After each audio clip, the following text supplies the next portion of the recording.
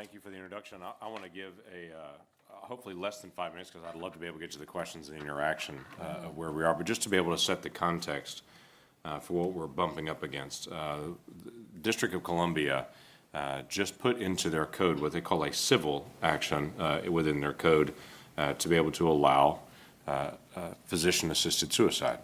There's reporting mechanisms that I believe they will not be able to fulfill within those reporting mechanisms, but they're trying to work through the process to be able to allow this within the district.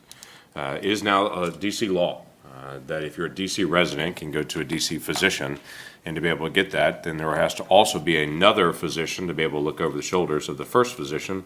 But of course, it doesn't require that other physicians not in the exact same office or next door share the same space. There's so many issues that are here as you deal with the basic issues of dignity of individuals and of compassion for those individuals that feel grief. Their standard on it is they have to have been given a terminal diagnosis. They have 6 months to live.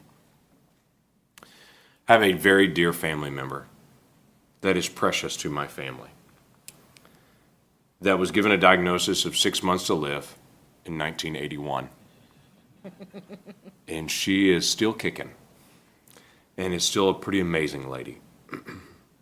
This belief that somehow medicine can look over the shoulders of someone and tell someone exactly how long they live begs the reality of just everyday care for individuals and what happens. And quite frankly, for those of us that are followers of God, just the belief in what God can choose to do in the life of every individual and the dignity of that person. But the challenge is that's set before some individuals to be able to say, this is an individual who has 6 months to live. Now let's talk about the cost of care versus the cost of suicide. It puts in front of a family, in front of an individual, an unfathomable choice that sits there. For a wealthy family, they wouldn't hesitate. For families that are in poverty, they would understand the tremendous strain and would say, this option's cheaper and better for my family. We also don't know the reality of caretakers and the difficulties of care and what that really looks like, since the drugs that are administered are self-administered at home or whatever location they choose to use it at. In fact, the DC code kindly asks people not to take the drugs in a public location. But that's the only requirement that they're given once they're actually given the pharmaceuticals to be able to leave the presence there. They don't know if a caretaker gives it to them, if they take it as an individual, how it's done, how it's administered, all of those. I also like to remind people of a letter that was written years ago by the widow of Ted Kennedy, who wrote challenging Massachusetts when they were considering physician-assisted suicide, saying, my husband was given a diagnosis of only months to live, but yet he lived 15 more months. And she described out all the things that he did in those 15 months and how remarkable the end of his life was and the things that he had still finished.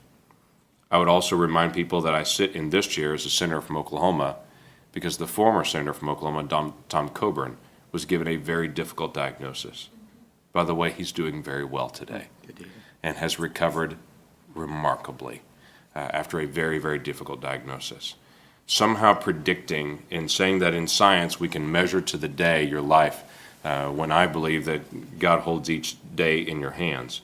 There is this very difficult choice that puts families into a situation of dealing with cost over the dignity of every individual. It'll be a challenge that we'll have to deal with in the days ahead here in Washington, D.C. Be glad to be able to talk about that. But there's also an issue we have to deal with nationally as well. As the vast majority of people, it's not a partisan issue, left or right. Look at the value of every human being and every human life and try to determine what happens from there. So thanks for allowing me to join in the conversation.